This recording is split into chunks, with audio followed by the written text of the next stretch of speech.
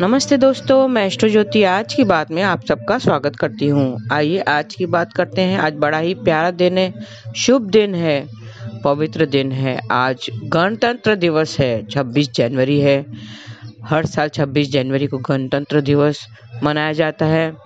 पहले हम वास्तु की बात करेंगे, उसके बाद आज की खास बात गणतंत्र दिवस में आपके विस्तार से मैं बताऊंगी और कृष्ण कथा में हम ज्ञान लेने की कोशिश करेंगे। वास्तु की बात करें तो फर्श की बात हो रही थी, घर की फर्श की कलर की बात हो रही थी, उसी चर्चा हम आगे बढ़ाते हैं। उत्तर पूर्व में भगवान शिव का वास माना जाता है। उत्तर पूर्व में ईशान कोण में पीला और पश्चिम में आसमानी फर्श होना चाहिए। ईशान में पीला और पश्चिम में आसमानी फर्श होना चाहिए, इससे भगवान का आशीर्वाद बना रहता है और वास्तु संबंधित समस्याएं से सब छुटकारा मिलता है। तो ये थी वास्तु की बातें। अब तिथि की बात करते हैं। प्रतिपदा तिथि आज देर रात 1:20 तक रहेगी। आज सुबह 7:40 से कल सुबह 8:08 तक आयुष्मान योग रहेगा। आयुष्मान योग में किए गए कार्य लंबे समय तक शुभ फल देते हैं, क्योंकि आयुष्मान भव भी जब हम आशीर्वाद देते हैं तो लंबी उम्र का आशीर्वाद देते हैं। उसी तरह ये जो योग है उसमें किए गए कार्य लंबे समय तक शुभ फल देते हैं। आज सुबह 10:28 के बाद से अश्लेषा नक्षत्र लग जाएगा। अश्लेषा नक्षत्र का प्रतीक है कुंडली मारकर बैठा हुआ सांप। यह अश्लेषा नक्षत्र का प्रतीक चिन्ह है और इसका जो देवता है वो बुध है, जिसका स्वामी बुध है, और इसका संबंध नाग केसर के पेड़ से बताया गया है। तो आज नाग केसर के पेड़ की पूजा उपासना करनी है और उसे किसी प्रकार की नुकसान नहीं पहुंचाना है। और आज की विशेष बात, खास बात, आज गणतंत्र दिवस है। 26 जनवरी 1950 को हमारा भारतीय संविधान लागू किया गया था। हर वर्ष 26 जनवरी को गणतंत्र दिवस मनाया जाता है। भारतीय संविधान 9 दिसंबर 1946 को बनाना शुरू हुआ था। 2084 लोगों की सम्मति में 15 महिलाएं भी थीं। संविधान निर्माण समिति के अध्यक्ष डॉक्टर भीमराव अंबेडकर जी थे। 2 वर्ष 11 महीने और 18 दिन में संविधान बनकर तैयार हुआ था। 26 जनवरी 1950 को इस देश में लागू कर दिया गया था। ये थी गणतंत्र दिवस की बात। और आज से माघ महीना शुरू हुआ है। आज से माघ महीने की शुरुआत हो चुकी है, जो 24 फरवरी तक रहेगी। शास्त्रों में माघ महीने का बहुत महत्व है।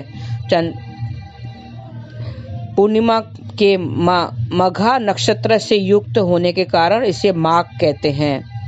माघ में भगवान विष्णु की माधव नाम की पूजा की जाती है। इससे व्यक्ति को जीवन में हर तरह की सफलता मिलती है। किसी भी हार का सामना इससे नहीं करना पड़ता है। तो इस दौरान पूरे महीने में आपको ओम माधवाय नमः का जाप करना है। माघ महीने में कौन सा मंत्र का जाप करें? ओम माधवाय नमः। और एक मंत्र है ओम नमो भगवते नारायणाय। इस मंत्र का जाप आपको पूरा महीना करना है। माघ का महीना बहुत पवित्र है। जैसे कार्तिक का महीना पवित्र था, उसी तरह माघ का महीने के भी अलग से महत्व है। माघ महीना मुख्यतः स्नान दान के लिए महत्व रखता है। माघ में पवित्र नदियों या तीर्थ स्थानों पर स्नान करना खास होता है। इस महीने में स्नान को माघ स्नान के नाम से भी जाना जाता है। तो आप भी पूरे महीने स्नान कीजिए। नकारात्मकता से छुटकारा पाने के लिए माघ में स्नान करना चाहिए। माघ में प्रयाग में गंगा और यमुना के संगम पर स्नान करना खास है। माघ महीने में स्नान के साथ ही दान का भी बहुत महत्व है, तो आप दान पुण्य भी करें। माघ में ब्रह्मवैवर्त पुराण के पाठ करने से लाभ होता है। माघ में तिल दान का भी बड़ा महत्व है। ब्राह्मणों को तिल का दान करें। गुड़, कंबल और ऊनी वस्त्र दान करने से भी पुण्य फल मिलते हैं। सुख शांति के लिए परिवार के साथ काले तिलों से हवन भी किया जाता है। पितरों की शांति के लिए पवित्र स्थान पर पितरों का तर्पण करें। माघ महीने में कल्पवास का भी विशेष महत्व होता है। माघ के दौरान संगम के तट पर निवास को कल्पवास कहते हैं। माघ शुक्ल पक्ष पंचमी को एक भक्त, षष्ठी को भक्ता और सप्तमी को उपवास करें। सप्तमी को कनेर के पुष्प, लाल चंदन से सूर्य देव की पूजा करें। सप्तमी से शुरू करके पूरे वर्ष तक सूर्य देव की पूजा करनी चाहिए। हर भाग में विभिन्न नैवेद्य, पुष्प, धूप से भगवान की पूजा करें। अंत में एक रथ के दान की बात भी कही गई है। तो ये बहुत ही शुभ महीना है, पवित्र महीना है, तो इसमें स्नान दान जरूर करें। माघ शुक्ल पक्ष की सप्तमी पर आग की 7 पंक्तियां चावल, तिल, दुर्वा, अक्षत, चंदन जल में डालकर सूर्यदेव को अर्घ्य दें। सप्तमी तिथि को भी देवी मानकर प्रणाम करना चाहिए। माघ शुक्ल पक्ष की सप्तमी 16 फरवरी को है। माघ कृष्ण पक्ष की चतुर्थी 29 जनवरी को है।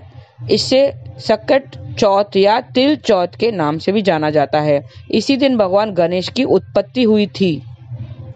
इस दिन विशेष रूप से भगवान गणेश की उपासना होती है। शाम के समय चंद्रमा को अर्घ्य देकर व्रत करके पारण करना चाहिए। माघ शुक्ल पक्ष की चतुर्थी को उमा चतुर्थी भी कहते हैं। महिलाएं कुंद, पुष्प, गुड़ और नमक से गौरी पूजन करती हैं। माघ शुक्ल चतुर्थी 12 फरवरी शाम 5:45 से अगली दोपहर 2:42 तक रहेगी। माघ शुक्ल पक्ष की चतुर्थी का व्रत 12 फरवरी को किया जाएगा। माघ कृष्ण पक्ष की द्वादशी को उपवास कर तिल से हरि पूजा की जाती है। तिल से हवन, तिल का दान करने और उसे खाने का भी विधान है। इससे व्यक्ति पर श्री हरि और यम की कृपा बनी रहती है। माघ कृष्ण पक्ष की उद्या तिथि द्वादशी 7 फरवरी को पड़ रही है। माघ अमावस्या 9 फरवरी को पड़ रही है। माघ अमावस्या को मौनी अमावस्या भी कहते हैं। माघ शुक्ल पक्ष की पंचमी को देवी सरस्वती की पूजा की जाती है। वसंत पंचमी के दिन ही रतिकाम महोत्सव भी मनाया जाता है। वसंत पंचमी के दिन ही रतिकाम महोत्सव मनाया जाता है। इस बार 14 फरवरी को बसंत पंचमी पड़ रही है। 13 फरवरी को सूर्य की कुंभ संक्रांति है। आपको पता होगा हर महीने के जब सूर्य राशि बदलता है तो उसे संक्रांति कहते हैं। तो 13 फरवरी दोपहर 3:40 पर सूर्यदेव कुंभ राशि में प्रवेश करेंगे। इसके लिए इसे कुंभ संक्रांति कहा जाता है। इस संक्रांति का पुण्यकाल 13 फरवरी सुबह 9:16 से लगेगा। तो ये थी पूरे मास महीने की मैंने बताई थी सब तिथियां, जो भी शुभ तिथियां हैं उसके बारे में आप नोट कर लीजिए। और आज का दिन जो है वो अच्छे से बिताइए। आज का दिन खास है और स्नान दान का बड़ा महत्व है पूरे महीने में। जैसे कि मैंने बताया है, आप स्नान दान जरूर करें। दान में आप कंबल, गुड़, ऊनी वस्त्र कुछ भी दान कर सकते हैं। आइए कृष्ण कथा में हम आगे बढ़ते हैं। कल मैंने बताया था कि हमें मोबाइल में नहीं बैठना चाहिए, थोड़ा सा आराम लेना चाहिए, अवकाश जरूर लेना चाहिए बताया था। इसी तरह क्रोध क्यों आता है हमें? जब हमें सहन शक्ति नहीं होती है तभी क्रोध आता है। दुख और सुख हमें साथ में भोगना पड़ता है, सहन करना है। ईश्वर ने कहा है कि दुख सुख को सहन करो, दुख सुख को सहन करो। तो कैसे सहन करें? जिसको सहन शक्ति होगी वही तो सहन कर पाएगा। बोलने की शक्ति होगी तो ही तो बोल पाएगा वो। आजकल लोगों में सहन शक्ति कम हो गई है, इसलिए क्रोध ज्यादा हो गया है। जल्दी जल्दी क्रोध आ जाता है, मूड खराब होता है, चिड़चिड़ापन। ये सब क्यों होता है? क्योंकि उसमें हमें सहन शक्ति नहीं है। ये सब खेल मन का है। हाँ, मन का ये सारा खेल है। मन जल्दी ही दूसरों की बातों में आ जाता है, दूसरों के जाल में फंस जाता है। मन विचारों के जाल में फंसा रहता है। एक दिन में 60,000 थॉट्स, विचार हम उत्पन्न करते हैं, हमारा मन उत्पन्न करता है। और सारे जो 90% है वो नेगेटिव थॉट्स ज्यादा होते हैं। आलस से मन करता है, भक्ति से दूर भागता है, भजन करने से दूर भागता है। मन सोने की इच्छा करता है। सोने की इच्छा कौन करता है? वो भी मन करता है। भजन से दूर कौन भागता है? मन। मन को समझाना बहुत मुश्किल है, काफी टाइम लग जाता है। मन बहुत नाटक करता है। एग्जाम्पल, माँ ने अगर मस्ती में बच्चे को एक थप्पड़, गाल पे एक थप्पड़ मारा, जा चला जा यहाँ से, क्या कर रहा है तू, ऐसा कह के, तो बच्चे ने उसे सहन कर लिया क्योंकि उतना उसको सहन करने की शक्ति है। लेकिन जब माँ को गुस्सा आता है और वो जोरदार थप्पड़ उसके गाल पे लगाती है, क्यों मस्ती कर रहा है, चल इधर से जा, ऐसे गुस्से से जब बोलती है तो बच्चा सहन नहीं कर पाता है और रो पड़ता है, क्योंकि ये जो जोर से थप्पड़ मारी है उसको सहन शक्ति नहीं है, उतना सहन करने की शक्ति नहीं है, इसके लिए वो रो पड़ता है। आज ज्यादातर लोग शॉर्ट टेम्पर्ड हो गए हैं। शॉर्ट टेम्पर्ड मतलब जल्दी जल्दी गुस्सा आ जाना, जल्दी से रिएक्ट कर देना, मतलब सहन शक्ति कम होना। ये सहन शक्ति कहाँ से आती है? सहन शक्ति हमारे अंदर ही है, इनबिल्ट है। जैसे आजकल मोबाइल की बैटरीज इनबिल्ट होती है, वैसे ही सहन शक्ति हमारे अंदर ही है। कोई कोई जल्दी बैटरी चार्ज हो जाती है, आप चार्जिंग पे लगाएंगे तो जल्दी चार्ज हो जाएगी, 1 घंटे में चार्ज होती है। किसी किसी को 2 घंटा लगता है, जल्दी चार्ज नहीं होती है। तो जो वो इनबिल्ट है, थोड़ा ही बोलने पर किसी को रोना आ जाता है, किसी को कुछ इमोशनल बातें करें तो आंख से आंसू निकल के आते हैं, मतलब उसमें सहन शक्ति कम है। कृष्ण कहते हैं कि सुख दुख दोनों को सहन करो, सहन करना सीखो। तो ये सहन शक्ति हम लाए कहाँ से?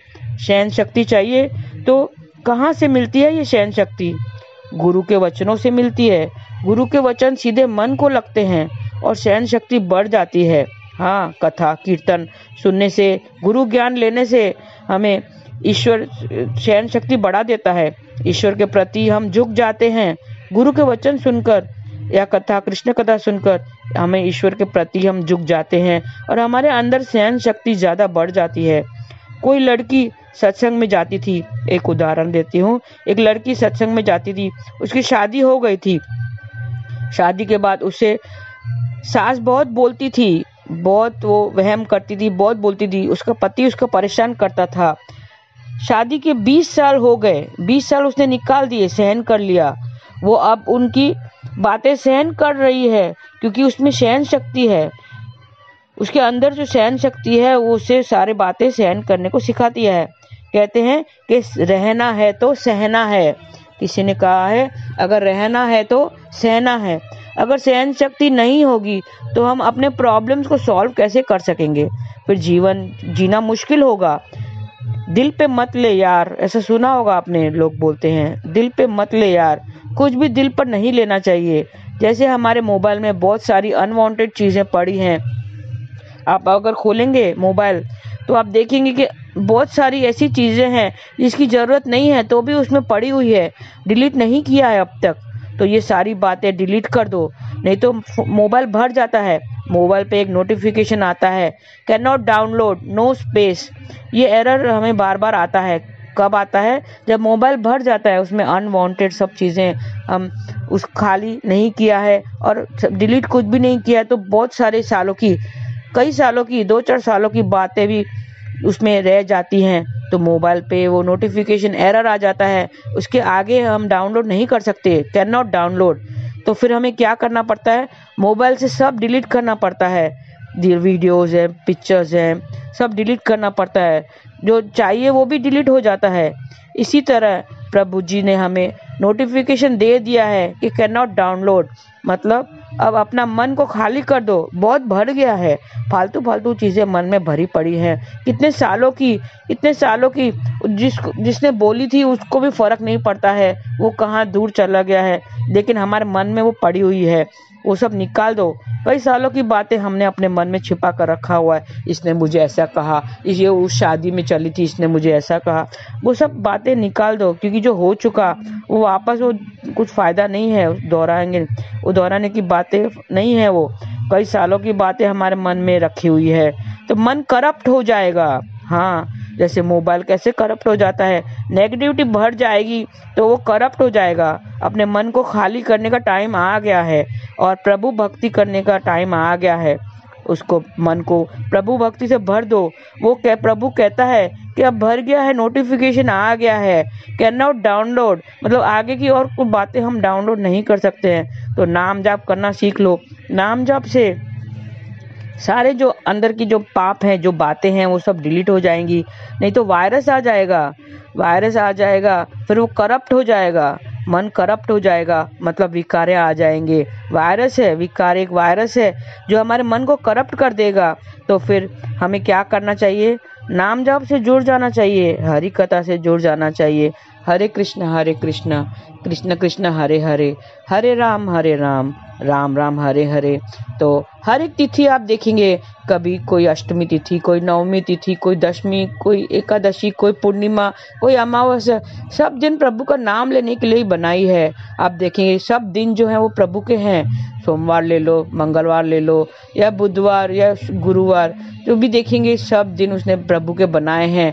हर एक भगवान के बनाए हैं ताकि कोई किसी का तो नाम ले, इंसान किसी का तो नाम लेके नाम जाप करें, तो हरि कथा से जुड़ जाना चाहिए। नहीं तो हमारा मन मोबाइल की तरह भर जाएगा, फिर करप्ट हो जाएगा, फिर कुछ भी उसके अंदर डाउनलोड नहीं हो सकेगा।